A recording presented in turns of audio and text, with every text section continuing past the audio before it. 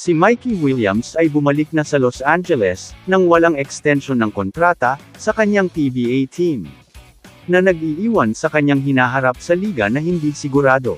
Tinangka ni Mikey na kausapin si Big Boss MVP, ngunit sinabi sa kanya na nasa Hong Kong si MVP. Gusto rin niyang makausap si Coach Chot Reyes, pero nakatutok si Chot sa TNT Final Series. Ang kampo ni Mikey ay nagpapakita ng zero desire, na makausap ang TNT team manager, na si Jojo Lastimosa. Bumalik si Williams sa LA, nang walang nakuhang offer, o PBA deal. Nais ni Mikey Williams na makipagkasundo sa TNT, ngunit tumanggi ang mga opisyal ng koponan, na makipagkita sa kanya.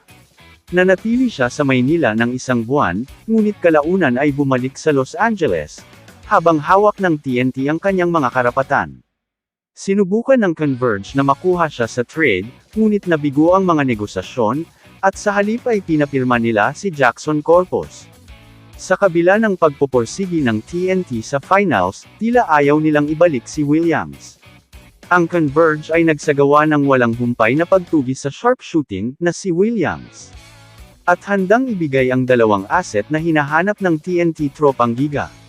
Gayunpaman, sa kalaunan ay naputol ang deal, at nitong nakaraang weekend ay inihayag ng FiberX Ears ang pagpirma ng isa pang pamilyar na pangalan, at isang veteranong forward, na si Jackson Corpus. Ngayon wala si Castro, mas kailangan sana ng TNT si Mikey Williams. Ngunit sa mga nakaraang gusot sa dalawang kampo, nanatiling walang negosasyon. At napilitang muli si Williams, na umalis ng bansa, at bumalik sa Estados Unidos. Kamusta mga idol? Sports Zone PH para sa sports news and update. Kung bago ka pa lamang dito sa channel ko, pindutin mo na ang subscribe button at notification bell para lagi kang update sa mga sports news.